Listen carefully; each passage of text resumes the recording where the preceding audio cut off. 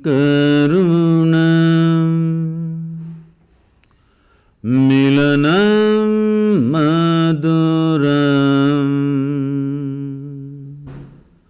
smaranam karunam kalavashadiha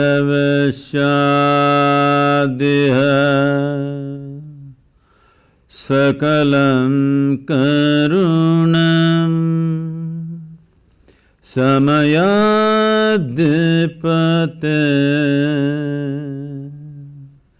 akilam karunam. Good evening everyone. I said good evening. I thought you're not on talking terms with me already. Good evening, everyone. Welcome to Visionary Women. You probably know, and most of you know, that Sadhguru is known as being a mystic and a humanitarian. And now you see by the video that he's known for his mountain biking. This humanitarian doesn't concern with my diet, okay? Well, and he's also known for his incredible sense of humor, his warmth. Like vegetarian, non-vegetarian, humanitarian, I hope people don't misunderstand that. Yeah. But most impressive, I have to say, is my husband and I were at your ashram probably 2 years ago, and we got a first glimpse at what you do in rural areas by uplifting them from poverty, from the huge schools that you run. And we at Visionary Women feel that it's a huge honor to have you here tonight, so we can discuss a few things that is of importance to us as well. So, welcome to our community at Visionary Women. And the purpose, I'm so sorry, I feel that maybe I'm looking back at people, but the purpose of our Salon series is to create experiences of learning, meaning, and belonging for our members and for those who soon will be our members, right? Yes. And as I was talking to you just a little bit earlier before the event, what we see in the national conversation this past year is that people are trying to refigure how men and women should interact with each other. And I thought that it would be very appropriate for tonight to also invite men in our forum. Given that we're a women's organization, we're very well aware, not only our board, but our whole membership, that in order to have true understanding, we need to be talking about these conversations aloud, collectively, and most importantly with an open heart. And men are our partners, our brothers, our fathers, our husbands, and our allies. And we wanted to start off first really talking about maybe the whole idea of consciousness, what it means. For those of you who haven't watched Sadhguru, there are hundreds of YouTube videos and of his teachings. And there was one at MIT that you were talking about consciousness that I thought would be very interesting for our audience to really get the definition of what it means. See, what is a man and what is a woman is a small difference that nature has introduced into a species just to address a certain aspect of our life, essentially to address the reproductive aspect. When I say reproductive aspect, we all exist because somebody reproduced. Hello? Yes. Is it okay? If nobody was drawn to anybody, if nobody felt a bit horny, we wouldn't exist. Is this a guru speaking? We wouldn't exist, isn't it? Yes. Let's come to terms with this. We don't exist because out of their love for children they produce, no. They felt horny. And here we are. There is no need to make our biology either filthy or raise it to another level. We just have to look at it for what it is. We have to come to terms with our biology, first of all. It's the most rudimentary thing, but unfortunately that's not happened to most human societies, that we have not come to terms with our biology. Body parts are ruling our minds. Yes? So it's from that context that you see this problem evolving, how to work together. I'm saying, please, if you find some gap in what I'm saying, because in a brief little bit of time, we are trying to say some profound things. Yeah. If you find a gap, you must ask a question, you must not conclude against me, okay? I can fill those gaps, but I'll create some gaps because to go quickly. Essentially, why should it matter to you? Whether you… right now, you're a man or a woman, why should it matter to me? These things matter only in bathrooms and bedrooms. Why right now it should matter to me whether you're a man or a woman? Why can't I just treat you as just one more person? Hello? This is not against anybody, because we have made human biology so big in our minds. It's become so big because we have not accepted the fundamental biological difference. Yes? Because for thousands of years, religions and philosophies have been telling you what's wrong about your biology, how the fundamentals of your biology is not okay, how the fundamentals of your biology is sin. Because of this, we came to a certain level of resistance about human biology, particularly a woman's biology. Because of this, these things have become big, because the nature of human mind is such, whatever you resist becomes the biggest thing in your mind. Right now, if I tell you as an experiment, next 10 seconds, nobody should think of monkeys. Try, please. You will only be thinking of monkeys. So this has become a crazy thing in the world. We have made human biology into such a big thing, a small difference between man and woman. We made it into such a big thing in our minds, we can't keep it down for a moment. Everywhere, wherever you are, you have to be conscious about somebody's body parts. Why? I can understand a 13, 14, 15-year-old boy, when you were 10, 11, everything was fine. Suddenly a little bit of your hormones hijacked your intelligence, and after that you just look like this. Every little bump on somebody's body looked like a world by itself. Till then you were quite okay. I think that happens at a certain point, but at least by 20, you must fix yourself. Again, you must become normal, you must be able to look at a human body just as it is, without giving it all kinds of meanings. This is what consciousness means, because consciousness is an intelligence beyond your physiological and psychological structure. See, when we sit here, your body is your body, my body is my body. No way these two things can be one. People try hard, but it never becomes one. Only when we are buried, we become one. In the soil, we become one. But as long as you and me exist here, that's your body, this is my body, very clear.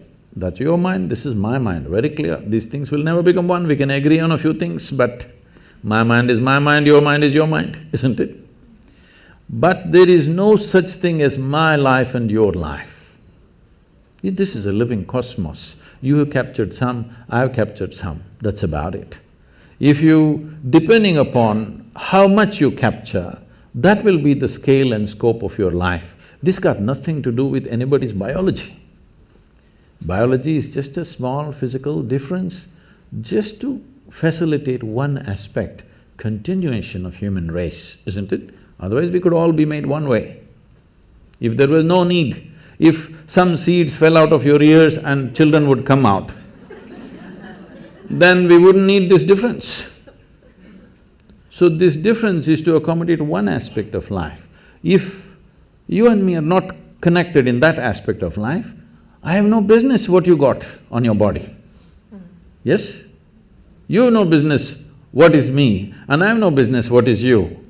The question is, if we're doing something together, well, do you make sense or do I make sense to you? That's about it.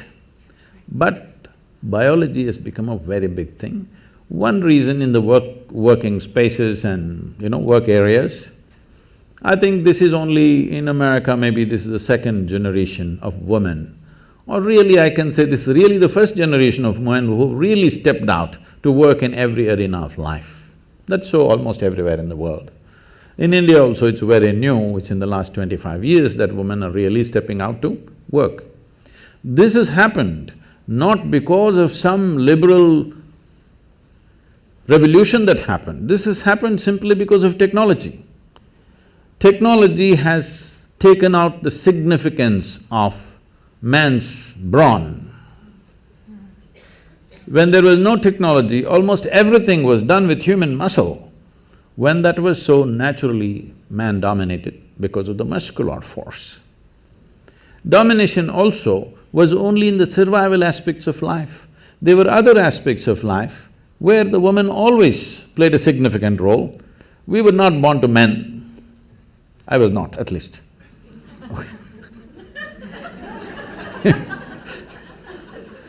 So, they always played a significant role, but roles were divided because economic aspect of life was largely muscle-powered. So, men dominated. Now with technology, muscle is of no great significance in today's world. So, naturally women are coming into this space. This should happen very as simple evolution. No fight is needed, no revolution is needed. Once you see muscle is not significant, women will fill those spaces. It's anyway happening. There is no need to make a big thing about it. Exploitation. If you're talking about exploitation, I want you to understand, still we are in… as a civilization, we are still in that level of crudeness of mind. It's not just women, anything weaker than us we exploit. Yes or no? Every creature on the planet we're exploiting, aren't we? Hello? Not just women, children are beaten. Why? Just because they're small. Hello? Why do you think children are beaten by a lot of people? Simply because they're smaller than you. If your children were bigger than you, would you go and beat them? So, exploitative nature of who we are exists in all aspects of life. When it comes to women, probably that exploitation turns into a sexual… takes on a sexual tone.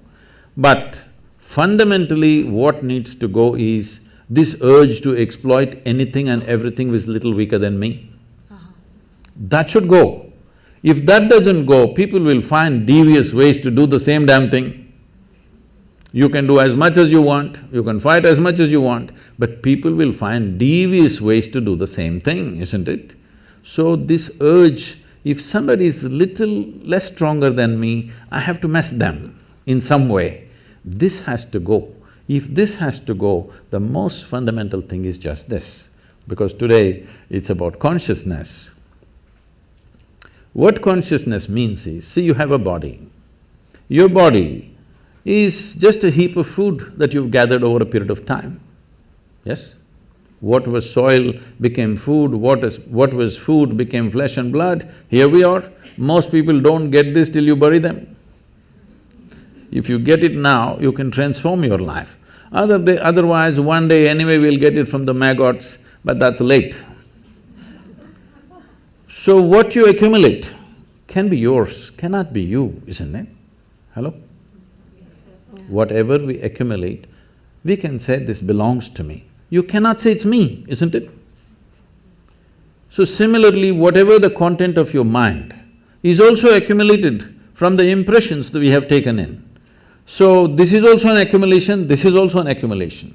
These things are two basic faculties we have. Right now, unfortunately, we are so barely identified with these two things that we can't use them as we should, but they are the source of a lot of mess in the world. So when you say consciousness, You're talking about a dimension of intelligence which is neither of the body, which is neither of your mind, but it is the source of both the body and the mind. You just eat a piece of bread and it becomes human body. Hello? Happening, right? If I take a piece of bread in my hands right here and turn it into a human body, who would you think I am? Huh? Magician? Did you see a magician making a baby?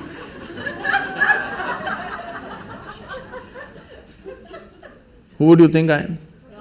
Creator himself, isn't it? But every day you are doing this, you eat a piece of bread or a carrot or a whatever, within a few hours you make it into human body, the most complex machine on the planet. You manufacture with all kinds of trash in Los Angeles. Aren't you doing it? So, when this dimension of intelligence exists within you, if you touch that dimension, naturally your identity will be with that dimension. Right now, the only problem is human experience is limited to their biology and their psychological structure. Physiological and psychological structures are the only two things you have experienced. Because of this, your identities are there. Because of this body part difference between the same species has become such a big deal. But do you feel that men and women have different essences? Do they have… you've talked about the masculine and the feminine principle. Could you tell us a little bit about that? See, we should not misunderstand masculine with male and feminine with female. Female and male is a manifestation. Masculine and feminine are two fundamental qualities in nature, because physical nature in the universe happens between polarities. So one dimension of polarity is masculine and feminine. You may be a woman, but you may have more masculine in you than a man. You may be a man, you may have much more feminine in you than most women. So the question is not about being male or female. Being male or female is just a biological manifestation. Masculine and feminine is the basic polarities, which is the basis of physical creation here. So, if you want to be a complete human being, it is very important both masculine and feminine are there within you in equal proportion. Only then you are a full-fledged human being, otherwise you are a skewed human being. In this skew, you will misunderstand everything. In this skew, you will become a very limited possibility of life. If you might have seen these images probably because of the yoga studios and other things in California. You will see in India, Adiyogi, or he is known as Shiva, he is seen as the ultimate man. He is the ultimate man not because he is a super macho, he is ultimate man because one half of him is a woman. Have you seen these images? One half is a very athletic man, another half is a full-fledged woman. So his body itself is one half man and one half woman. In yoga, this is called as Pingala and Ida, two dimensions of your energy within you. Only when these two things are in balance, you have a proper perspective of life. Otherwise, you have become a very biological entity. Biology is a basis. Biology cannot be the peak of who we are. So I do know that you have a quote that says that whether you're male or female, if you're not in touch with the feminine, you don't enjoy the finer things in life. So is the feminine principle things that are more receptive? See, when we say masculine, there are two fundamental forces working within us all the time. One is our instinct of survival. We want to survive. We can take survival to different levels, but essentially the instinct of survival is this one wants to, this limited entity wants to survive and do well. This instinct is there in all of us, it's there in every creature in the world. Another dimension is, there is something within you which always wants to expand. When you are in a survival mode, you want to build walls around yourself. Boundaries are important. If you let your dog loose on the street, you will see he goes on peeing all over the place. Not because he has some urinary problem, I'm sorry, I'm not able to look at you. Not because he has some urinary problem, he is building his peak kingdom. He's setting his boundaries. It's a natural instinct. Yeah. He is trying to set his own boundary all the time. This is survival instinct in all of us, that we want to build a wall, protection, self-preservation. But there's another dimension which wants to expand. If you don't empower that, if you just empower only your instinct of survival, then you will build a wall of self-preservation, and after some time you realize walls of self-preservation are also of self-imprisonment after some time. Yes? If you build a wall today you see an enemy outside and you build a wall. Tomorrow you are in your own prison. Somebody else put you into prison, that's bad. But you yourself put you into your prison, that's horror.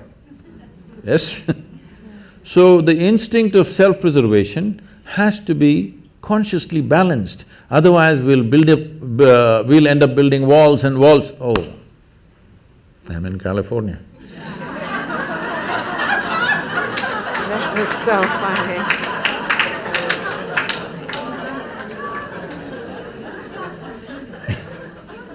No, I was not making a political statement. You just did. So, inevitably, when we feel unsafe, we'll build a wall.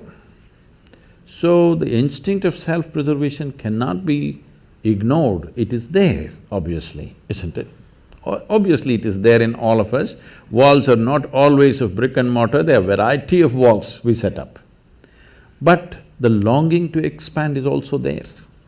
How much expansion do you want if you sincerely look at this? Today if you're here, you want to be a little bigger, if you're there, you want to be a little bigger. But suppose I make you the queen of this planet. Hello? Don't look at me hopefully, huh? Why will I commit such a blunder? Suppose I make you the queen of this planet, will you be fulfilled? No. You will look at the moon. Why not that? If I give you the moon, will you keep quiet? You will look at the next galaxy. If I give you one galaxy, will you keep quiet? You will look at the other galaxies. So there is something within you which wants to expand. How much expansion do you believe will settle you? If you really look at it, you want to expand boundlessly. There is something within you which does not like boundaries, please look at this. Yeah. If I imprison you right now in a 5x5 cubicle, you will feel horrible. So tomorrow we'll announce your liberation and liberate you into your 10x10 cubicle. Now you will feel wonderful for a day. And then you will feel horrible in the 10x10 cubicle. We will liberate you into your 100x100 cubicle, you will feel really great for 3 days. Again you'll feel the same thing. It doesn't matter where I set the boundary. The moment you can feel the boundary, you want to break it, isn't it? So there is something within you which does not like boundaries. So if there is something within you which does not like boundaries, it simply means it is longing to become boundless. Yes. You cannot become boundless through physical means, isn't it? Physicality means, the fundamentals of physicality is a defined boundary. Without a defined boundary, there is no physical body. Suppose there were no boundaries to my body, where would I be, here or there or where? Only because this has a boundary, it is here. Your body has a boundary, so it's there. But there is something within us which longs to be boundless. If we do not empower this, there will be no balance between masculine and feminine. That is why ultimate liberation, both for men and women, it's not… see, one cannot be liberated from the other. Both have to be liberated from what? From this bondage of being stuck in our own bodies and identified with little bodily changes that we have between us and go on endlessly about the same debate. No, unless we become free from the identification of our own physical form, there is really no freedom. This is what consciousness means, an intelligence which creates this body Today there's a whole lot of interest in the Western world about the brain. In the yogic sciences, we do not attach much significance to the brain because we think through the entire body. This is the way of women for a long time. They thought with their body. They did not have all those complicated thoughts that men were struggling with, but they simply knew what to do, what not to do, because they thought with their entire body, because their body was doing things which no brain can do. Even now, if I ask you, what you call as intelligence in modern terms, in today's educated world, what people think is mind is a combination of memory and intelligence, isn't it so? Memory and your ability to concoct something out of what you remember, the data that you have, and what you make out of it and use it, now you're considered smart, isn't it? Let's start with memory. See, if I ask you 10 generations ago how your grandmothers looked like, do you remember? No. Do you remember? No. But your great-great-great-grandmother's nose is sitting on your face right now. Your body remembers or no? Your body remembers or no? How your skin tone was 1,000,000 years ago for your forefathers, your body still remembers, yes or no? So in terms of memory, what your body carries is trillions of times more than what your brain can ever carry. Yes or no? Yes. The complexity of activity that are happening in a single molecule of DNA, with all your brains you can't figure it. Yes or no? More complicated activity is happening here than here. Yes? So, this is a body of intelligence. The question is, can you employ it or do you just run on one thing? In the yogic sciences, we look at human intelligence as 16 parts. So this is like a 16-wheeled truck, but you choose to drive it on one wheel. Very strenuous. So you will see educated people are the most stressful people on the planet because they are driving a 16-wheel truck on one wheel, very difficult. Their intellect, their thought is the only damn thing they're trying to use, and it's very difficult. You don't have to think through everything. You know, can I tell a small story? Yes, please. My great-grandmother lived to be 113. Wow. Okay That's not the only achievement she had. She got married when she was 14. And those days in India, an unmarried girl cannot use tobacco, but once she is married, she is free to use tobacco. So on the first day, she exercised her right to use tobacco, and she lived in a certain way. People started saying, she's a devil of a woman. Not because she did any harm to anybody, simply because if she laughed, the whole street shook. Like that she laughed. Those days, in those societies, women were not supposed to laugh loudly. They're supposed to laugh in a controlled way. Only street women laughed loudly, family women laughed very… At least when men were there, they did not laugh, because there was nothing to laugh about.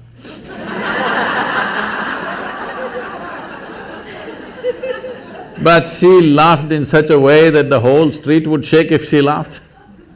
So people said she laughs like a devil.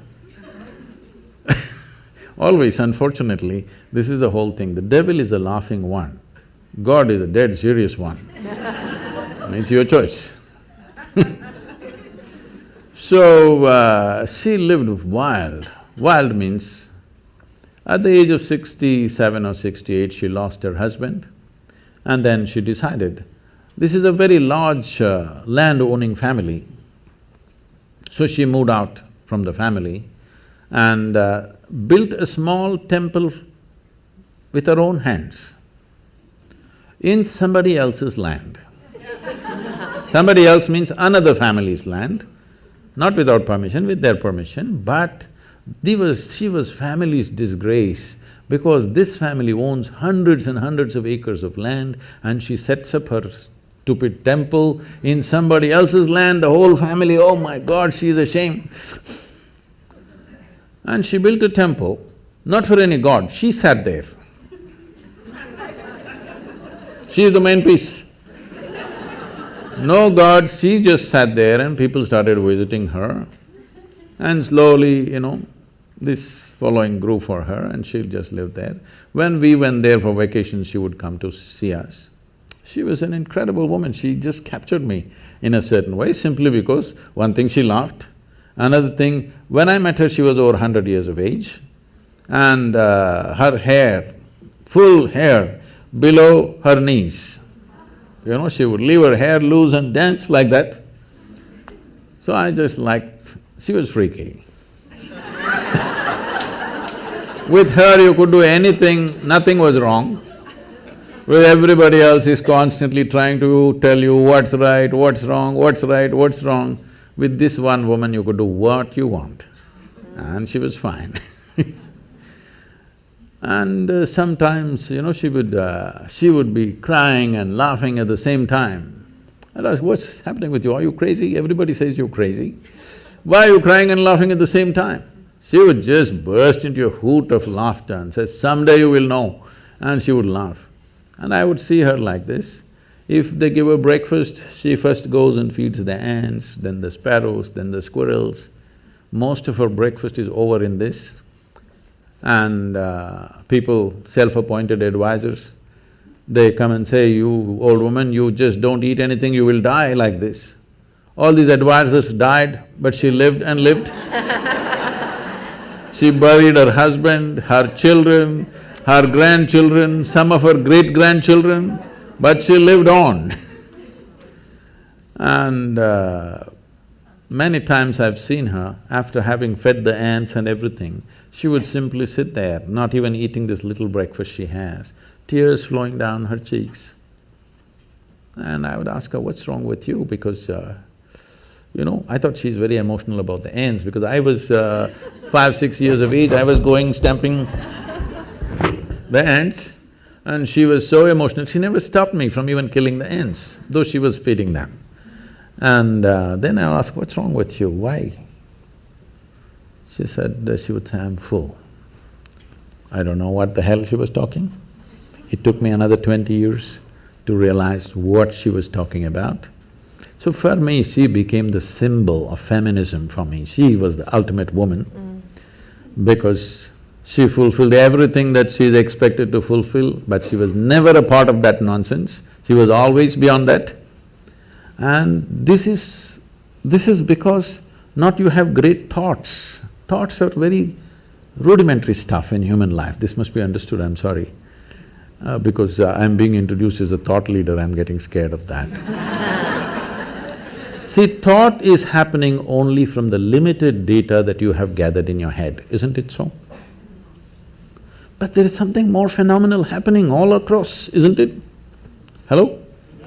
The intelligence of the creation is functioning right now here, is it or not? Yes.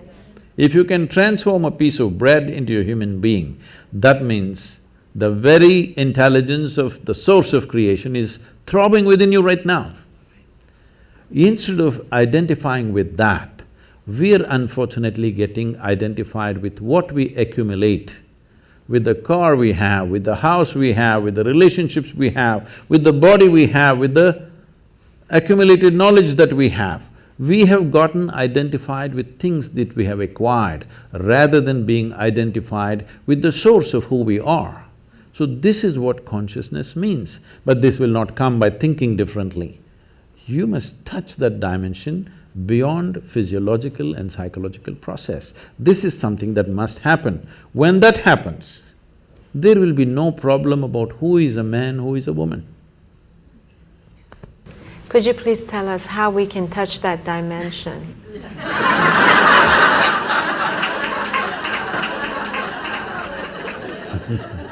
We can start with a very simple process, which today tens of millions of people are practicing across the world. I brought this out because, when I was just about maybe 2.5 or around 2.5 years of age, my mother her health was not good.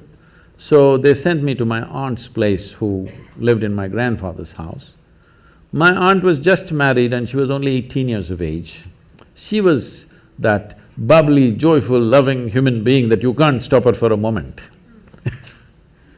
And she took me in as her own and we became great friends. I was there for nearly 2 years maybe, but after that I came back to my parents, but I always developed that close relationship with her, not of an aunt, but we became buddies right through our life. Then a time came and her life went on like normal, marriage good, children cute, and the boy got educated and went somewhere and the girl got married as she wished and grandchildren came, everything wonderful. Then she got some ailment. Then she knew in the next 2 years she's going to die, max 2 years. Then I saw this wonderful human being deteriorating into nothing. Total mess she became. This such a loving, joyful, exuberant human being that nobody could stop suddenly became a wreck. I just looked at her. I was into too much travels here and there, I tried to catch up with her, but nothing much could be done with her because she just shattered. I just looked at her and saw the only problem with her is she knew two things, her physiological structure and her psychological structure. She managed it well and kept herself loving, joyful, wonderful, everything. The moment she realized these two things are going to end, she's finished. She's just finished. You can't believe such a wonderful human being became so nasty and miserable and broken. At that time I thought, this is something that needs to happen. So we started what is called as, in Tamil Nadu, we started this Urusuttu Anmikam. This means one drop spirituality. Everybody must have at least a drop of something which is beyond your body, which is beyond your mind, something within you which is not a concoction of your mind. A place to stand beyond physiological and psychological process must be there in every life. As a part of this, we launched what is called today being practiced by many people. Is anybody practicing Isha Kriya here? Yeah. This is a simple process. Initially, it looks like a psychological process because people can't keep their mind aside, they have to use it in some way. So we are going through the psychological process, but if you go deep enough into it, if you sit here, your body will be here, your mind will be there, what is you is little away from that. Once there is a little distance between you and your body, between you and your mind, this is the end of suffering. Because human suffering happens only on two different levels, physiological suffering, psychological suffering. Do you know any other kind of suffering? Hello? No. Physical suffering, mental suffering, this is all. Once there is a distance between you and your body, between you and your mind, this is the end of suffering. This must happen to you not at the end of your life, at the very beginning of your life, because the fear of suffering is what has crippled humanity. A human being has not explored the full depth and dimension of who they are simply because of the fear of suffering. What will happen to me? What will happen to me? Is always the concern, isn't it? Suppose you came to this kind of ease, that if you sit here, whatever the hell happens to me, this is how I will be. If this assurance and ease came into your life, then you would explore life in many more ways than you're doing it right now, isn't it so? This needs to happen. If we want to unleash human genius on this planet, the fear of suffering has to go. For that to go, you must know something beyond your physiological and psychological structures. Absolutely. Do you feel that… First of all, I wanted to ask you, can you define… what is the difference between meditation and prayer? Oh.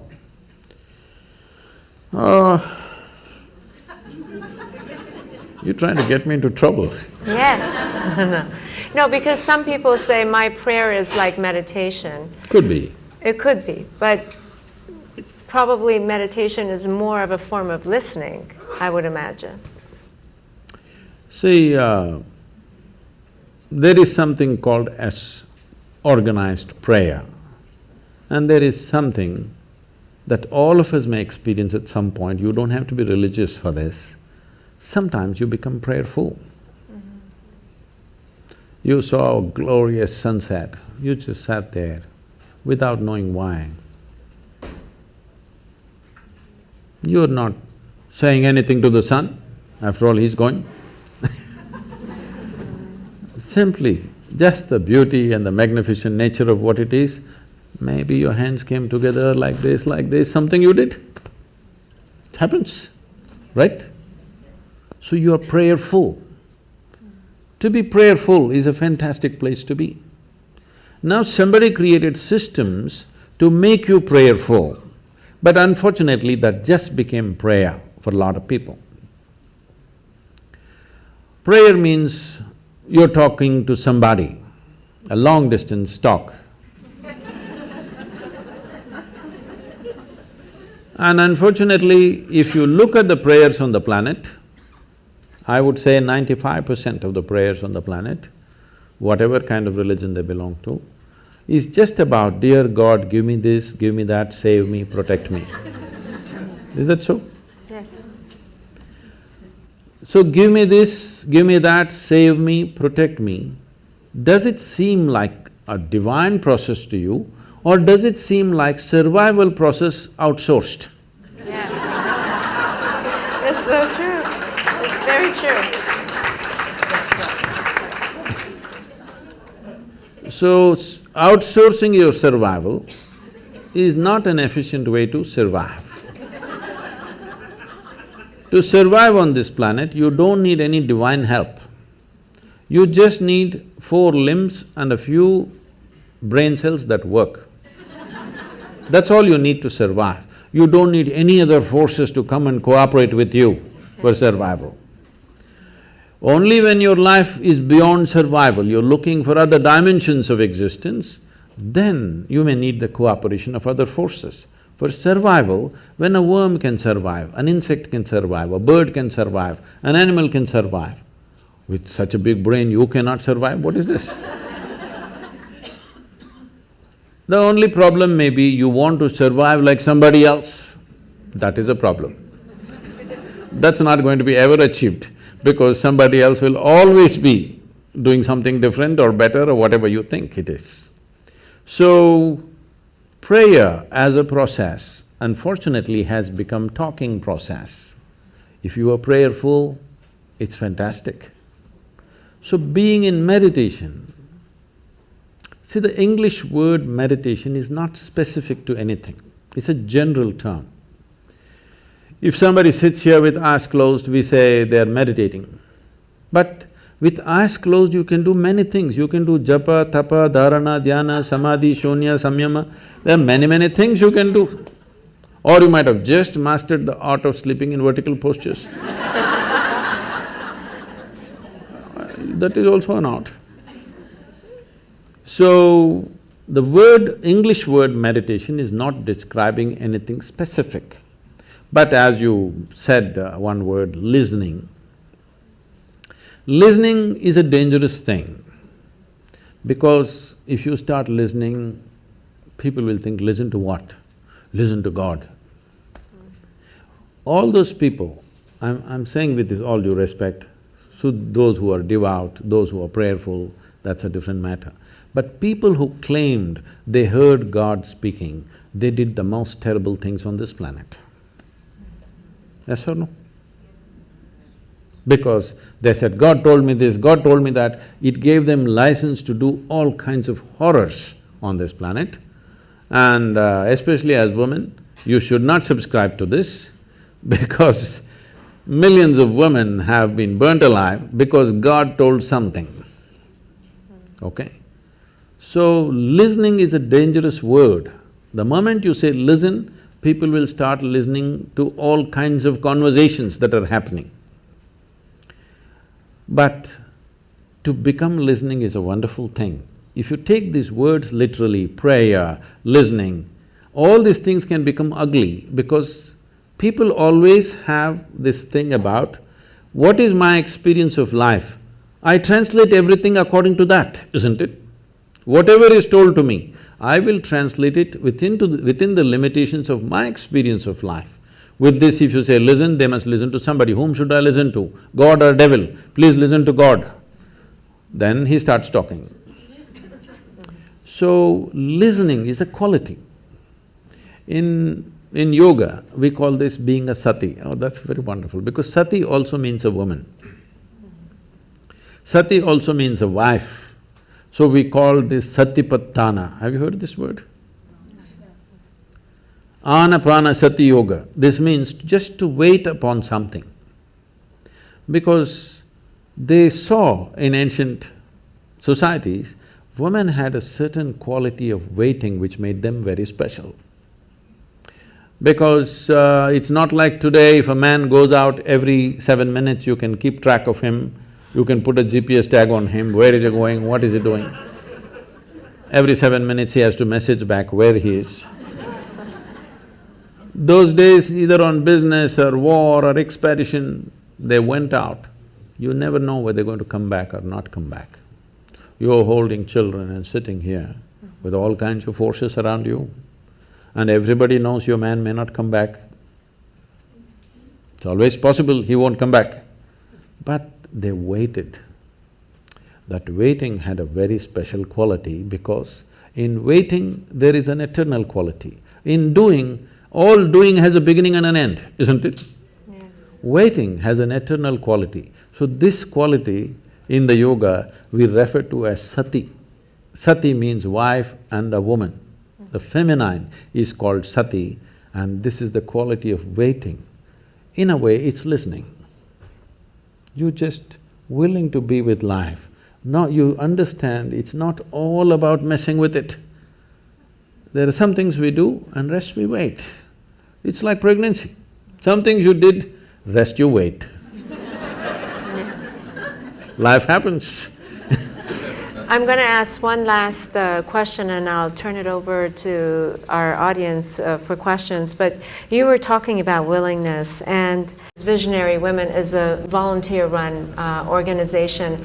And I know that every single person who is here is giving their time to one organization or another. And the fact that you have 9 million volunteers, and you were talking about the relationship between volunteerism and willingness, and that it's through willingness that you uplift your consciousness, if I'm quoting you correctly, or I'm understanding it. In some ways talking about how it could be a doorway to becoming a bigger person than who you are. See, before we come to women, first thing is visionary. What a vision means is, say everybody has desires. Desire is an incremental way of enhancing our life. Today you desire, I must have a home, tomorrow you desire, I must have this money, tomorrow you desire something else. These are incremental ways of arranging and rearranging our lives, which are needed to do a few things. When you say, I'm a visionary, what you're saying is, I have a larger desire, which is not about just incremental improvement of my life. Desire is about me always. Vision is an all-inclusive process.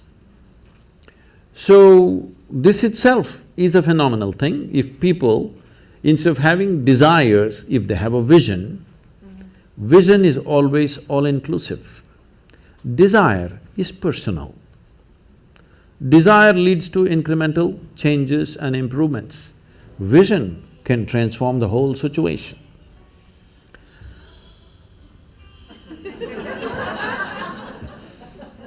I like music. So, about willingness, because you said you're a volunteer organization, to be a volunteer means somebody who is doing something willingly, right? Yes. There's no other compulsion. There are no financial compulsions, there are no social compulsions, there is no something else. You want to do something willingly. So when you're a willing participant, right now, you're a volunteer. I'm asking all of you, right now, are you compelled to be here or are you here voluntarily? Oh, thank you. Because I've spoken to conscripted people also. I've spoken in the prisons, I've spoken in many places. So you're here willingly. You're doing something willingly is the fundamental of your joy, isn't it so? Hello? However simple or stupid or idiotic activity it is, I'm doing something willingly, makes a world of difference, isn't it so? Hello? Yes. The difference between heaven and hell is just this. You're doing something willingly, that's your heaven. You're doing something unwillingly, that's your hell. We have already taken on attitudes, what we like and what we don't like. I like this person, I don't like this person. Now with this person I will do things willingly, with this person I'll do things unwillingly. This may be two people, two aspects of life, two communities, two nations, two many things. This I will do willingly, this I do unwillingly. This means I've decided in my mind, this is good, this is bad. When I hear even on national news channels, good guys and bad guys, it just… once you have this kind of thing, you are going to be disastrous to the planet, it's just a question of time. The moment you decide, this is a good person, this is a bad person, this has gone deep into American society. No, there are no good people and bad people. Everybody is oscillating between the two. If you create a very pleasant, wonderful atmosphere, everybody behaves wonderfully. If you create an unpleasant atmosphere, a whole lot of people act nasty. Yes or no? There are joyful people and miserable people, but there are no good people and bad people. That's big.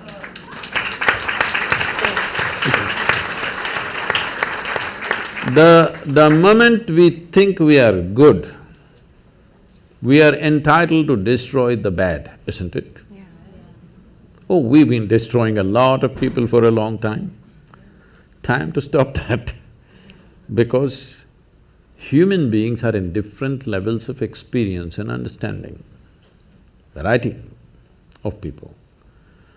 Anybody who is not like you is obviously bad, isn't it? Isn't it so? Those who are not like me must be bad people.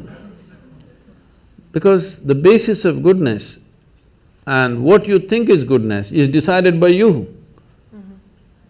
No, you have no business to do that. Willing means this, I'm just willing. I'm 100% yes to life. I am not yes to this one, no to this one, no. I am just yes and yes to life. If you are 100% yes to life, you are a volunteer. Oh, that's beautiful. You have become a willing life.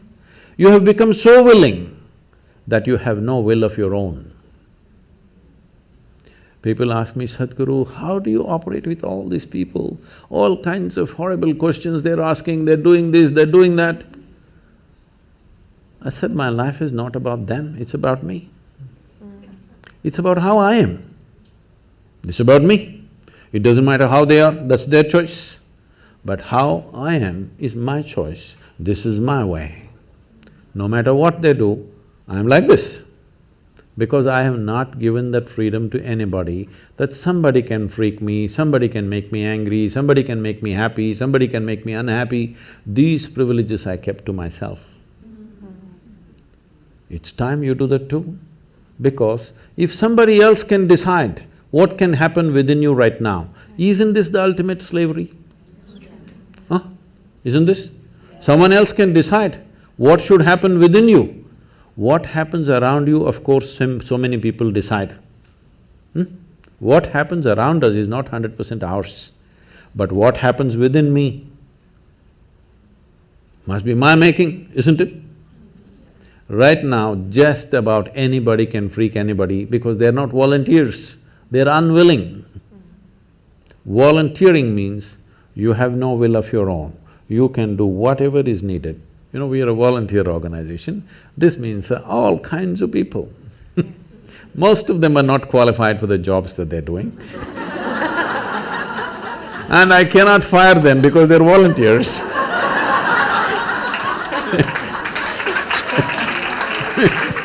On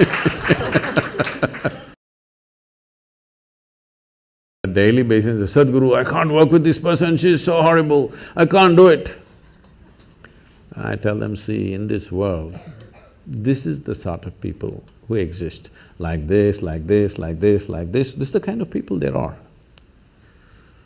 But if you want to work with ideal people, you must go to heaven. And today. Today. But if you think what you're doing is very significant, you must learn to work with all these horrible people. This is how the world is. If you think what you're doing is very significant, you learn to work with all kinds of people. You will see horrible people will do wonderful things. Yes? Yes, yes. But if you want to work with ideal people, you won't find any. I haven't found one yet. All kinds of mixed bags. Yes. But if you are willing that you are not yes and no, yes to one, no to another, you're simply one big yes, you will find a way. I love that. Thank you so much. That I always say that it's the resistance to life. You have questions? Since the early 20th century, physicists have been, like Max Planck and Einstein and any number of physicists have been positing that consciousness is causative of physical reality. That consciousness comes first before physical reality has been manifested. I'd like to hear if you have any comment about that.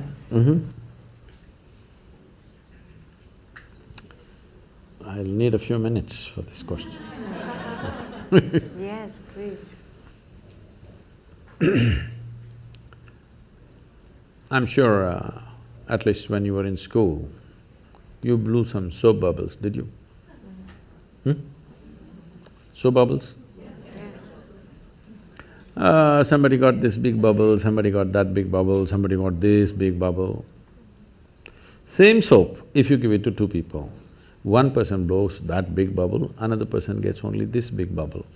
Hasn't it happened? Yes. Because something so simple as blowing a bubble needs a certain dimension of attention. Those who have the necessary attention can blow that big bubble. Those who don't have, they get these tiny bubbles going. Something's that simple, same soap. So, when my bubble is floating and your bubble is floating, that's my bubble, this is your bubble, clearly there. Then of course, after some time it goes poop. When it goes poop, there is no such thing as my air and your air. But when it was encased in the bubble, 100% my bubble and your bubble. Yeah. Just like that, this bubble and that bubble. Now, whether you got to blow a big bubble or a small bubble determines many things. The scale, scope and profoundness of your life simply depends on how much life you captured. You can call it life or you can call it consciousness. Consciousness is a highly corrupted word, particularly in California, because people are using that for just about everything. But they will continue to use that word because I'm trying to reclaim it. We can call it life also because the only reason, right now, are you alive? Hello, all of you? Yes. Some of you are not saying anything, I'm asking you. Are you alive? Yes. How do you know you're alive? Now stop your breath for a minute, are you still alive? So, how do you know you're alive? You're conscious, isn't it? Suppose you became unconscious, would you know you're alive? No. So the only reason that you know you're alive and you're alive is because you're conscious. So what you call as consciousness or what you call as life are not two separate things. So, I did not know about physics talking about consciousness, I knew Einstein said something vaguely, because I'm, as you see, I'm unschooled. So I did not go as far as Einstein to study physics, but I paid attention to this piece of life. I paid attention in such a way, as I paid more and more attention, I realized that the problem is in the nature of our faculties. See, right now, if I show you my hand, if you see this part of my hand, you cannot see this part of my hand, isn't it so? If you're hearing sound, you cannot sense the silence. If you're in silence, you cannot feel the sound. If you're in light, you cannot feel the darkness. If you're in darkness, you cannot feel the light. The human faculty of sense perception, of seeing, hearing, smelling, tasting and touching, this is how you know life. All these things are always happening in comparison with something else. Comparison means, what you know by comparison is good enough for survival, but not good enough for knowing the nature of what it is. This is the problem that modern science is struggling with and will continue to struggle with, unless… I'm very glad to hear that early 20th century they said consciousness is the basis, but still we are in early 21st century, but still we have not moved towards consciousness, we are still studying physical things forever. People are studying the brain. I was with that European project called Blue Brain, and they're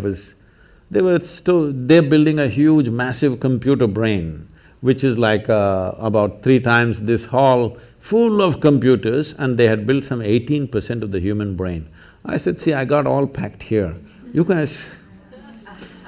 Yeah, such a big thing, no, we're studying, that is fine. You are very excited about the intelligence and the million functions that are happening in your brain. But even the brain was created from within, from the bread that you eat, isn't it so? Hello? Even the brain. Why are you not interested in that which creates the body and the brain? Definitely it's more intelligent than the brain, isn't it? So, if you want to put a label on that, we can call it consciousness. I generally just call it life.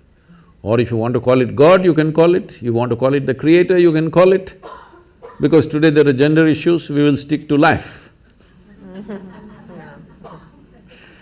So, life is not… as we went through this, when it comes to body and mind, there is you and me. When it comes to life, there is no you and me. This is a living space. We just captured a little bit. So this is going on. If we lose this ability to hold it, even if everything, all the organs in your body are functioning, still you will not live, isn't it? People do die of old age even if they don't have any disease or ailment, because life chooses to leave for whatever reason. So, what you're referring to as consciousness is definitely the basis of all physical existence. Well, modern physicists have gone on to say that over 99.999 whatever number of nines in an atom is empty. It's empty space. Only a minuscule is physical. This is the same proportion approximately even in the cosmos, that over 99% plus is empty, only physical manifestation is very small. If you look up in the sky in the night, because your visual apparatus are in a certain way, which are very deceptive, it makes you think, oh my God, millions of stars. But actually, the largest thing out there is empty space, isn't it? Most people will never see that because our visual apparatus are tuned to see physical matter. You can only see that which stops light. Please look at this carefully. You can see my hand right now only because it stops light, isn't it? If my hand allowed light to pass through, you wouldn't see. Right now there is something here very vital for your life that you're not seeing, which is the air that you breathe. You cannot see, but isn't that more important than my hand? Hello? Yes. So there is a living cosmos which is the basis of everything. It's just thrown out a little bit of physical matter, including your little body. But we have gotten so identified with this physicality, its form and its shape, and now the gender of it has become a big deal. Because of that, we are seeing life in a very small way. The 99.9%, is that life or the 0.1% is life? Please tell me. The bigger thing, isn't it? This is just a small manifestation, but we are still very juvenile as a species. In the sense, we are still… when I say juvenile, when we are adolescent, body parts are important. Yes or no? We are still, as a humanity, we are still in that condition. Body parts are super important. This is why spiritual process is important. When I say spiritual, once again, this is another most corrupted word on the planet. If I say spiritual, people are thinking looking up, looking down, looking at heaven, whatever, no. Spiritual means your experience of life has transcended the limitations of physiological and psychological process, which is what you are saying the physicists also said. That's very wise of them, that without experience, with inference they are saying that we acknowledge their intelligence, but after 1 century, we are still not there as a race, as a human species. But one thing I must share with you here is, I was just telling Nicholas, which came back to me because he asked some question. See, when I started doing this work 36, 37 years ago, what I found was when I conducted events and programs, over 82 to 85% of the people came because of physical ailments, because they knew this will give relief. Only 12 to 15% of the people came there, want to know something, experience something.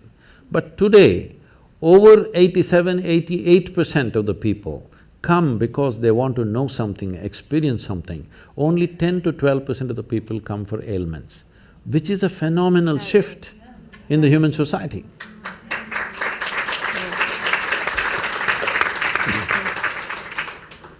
Could we have one question from that side of the room? Good evening, welcome to Los Angeles. Thank you for your time. The question I had was, you mentioned to be free, you have to be stepping outside of the body and the consciousness. How do you achieve that, to have that freedom? That was my question when No, but how do you achieve that separation when you step out of the basically physical body and the consciousness? If you want to make a small attempt, there is Isha Kriya, you can just download this app, free, it's a free app, you can download this. With headphones, you can daily practice this for some time. If you do it for 30-40 days, then you can do it without any headphone, just by yourself. Initially you take support, after that you do it by yourself. This is a simple way to do it. If you are willing to commit 30 to 32 hours, about 32 hours of focus time, then we have a more powerful and effective process, which is called as inner engineering, which is offered in daily classes, or also preparatory part of it as online, and the final part of finishing part of it, which is direct. It is a transmission of a certain dimension of practice. We must understand this because with all due respect, they've done what they have done. But the way yoga is happening generally, not everybody, generally the way it's happening, it's a bit scary to me. Because when you make a very profound process into just an exercise mechanism, or just a breathing exercise. You want to exercise your body, exercise your breathing, exercise everything. That's not the way it works.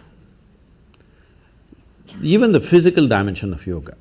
See, of over 200 sutras that Patanjali gave, only one sutra talks about the physicality of yoga. Thiram Sukham Asana. This means a posture which is comfortable and stable is your asana. To get to this, people do many twists and turns, that's okay. But only one. Nobody bothers what is the remaining 200 and odd things that he's spoken. So the physical aspect has come to the West and that's become big. It's good, it creates health, well-being. But I want you to understand, there are more people on this planet who are healthy and miserable than unhealthy and miserable. Those who have ill health, at least they have a good reason, they have a good excuse. Healthy and miserable, you have no reason, no excuse to fall back on. So, it is important that you understand yogic practices are not practices, they are live forms, that it is made into a seed form and given to you, you're supposed to hold it that way so that the seed sprouts and grows and becomes something phenomenal within you. It just takes away your backache, your headache, your something else.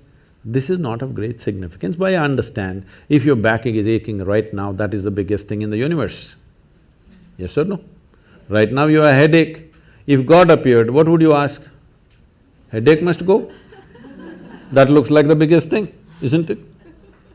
So I understand, when body is in trouble, keeping the body well is important because even if your little finger is hurting right now, this little finger will become the center of the universe. Yes or no? When it is fine, you can just ignore this body and simply sit here and talk about other things. Little finger is feeling like hell, little finger will become the center of the universe. So, keeping the body well is important for that reason, so that you can keep it aside. If it's very well and no issue, you can just keep it aside and look at other dimensions of life. If this is trouble, our entire focus will remain on this, isn't it? So, inner engineering is that kind of a process. There is a powerful system called Shambhavi, where it is given in a seed form. It is a planting that you do and slowly evolves within you. Millions of people, this is one thing I'm proud of in my life is, today there are millions of people, men and women. In the morning if they close their eyes, tears of ecstasy are flowing. I think this is fantastic.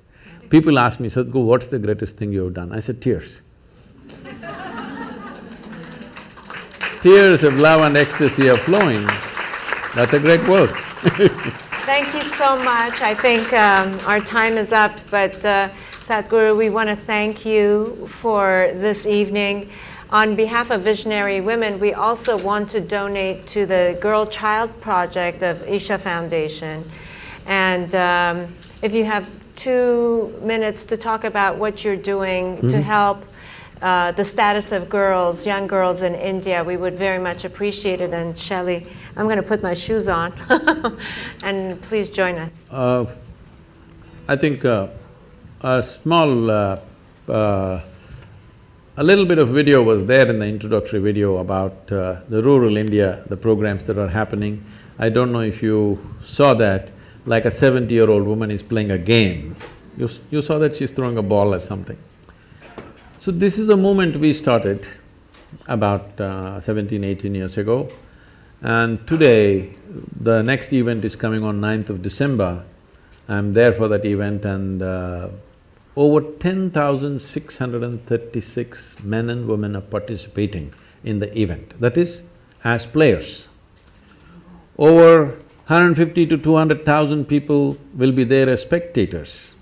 The people who are playing are just ordinary men and women, especially women in rural India have never played a game in their life.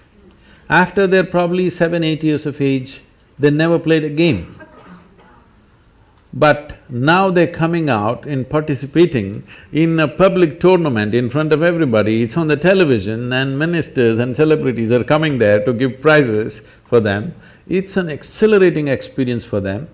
One thing it did was, it leveled out many differences of lines of religion, caste, creed, we leveled it out with these simple games.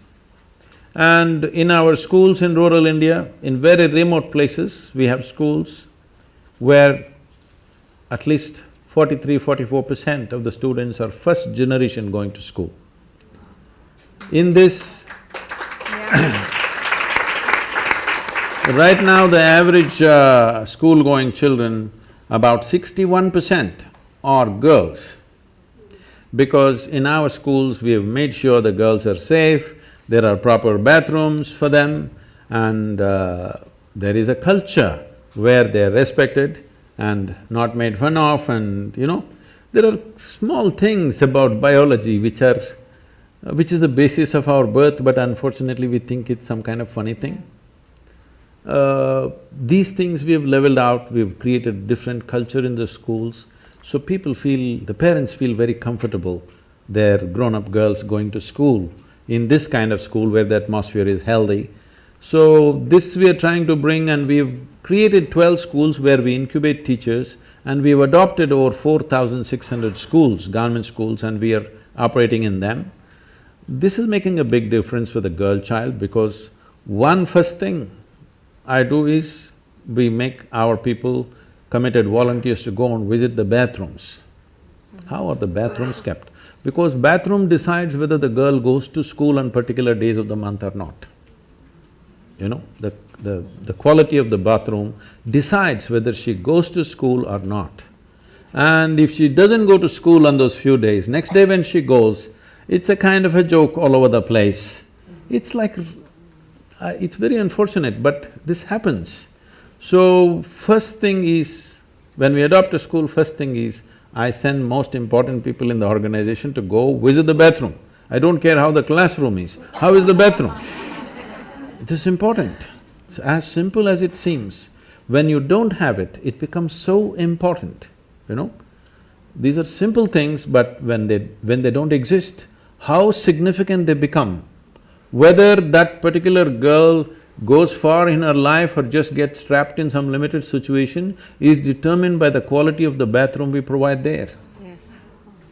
So this is the kind of change, there's a lot more to be done, but with whatever resources we have, I'm keeping the volunteers, I'm not just a guru, I'm a slave driver. We've been delighted and honored to have you with us this evening, and we want everyone in the audience to know that the proceeds from tonight's event are going to the Girl Child Program that we are delighted to be able to support. So give me a minute.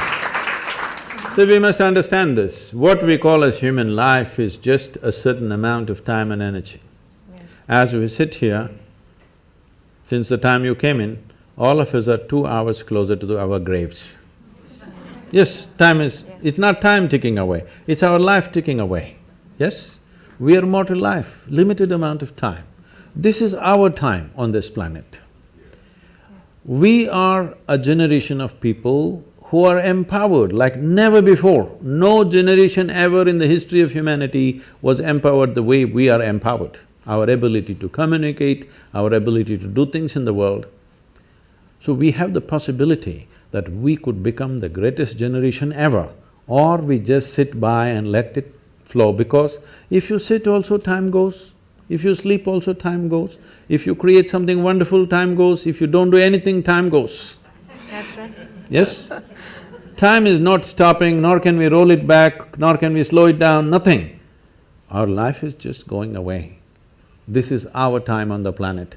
We must make this the best generation ever. For this we need consciousness. We need to identify with something bigger than our body and our brains. Only then we will do something fantastic, because we have the necessary tools of technology in our hands. Today if we speak here, we can speak to the entire world, which was never before possible. Please let's make it happen.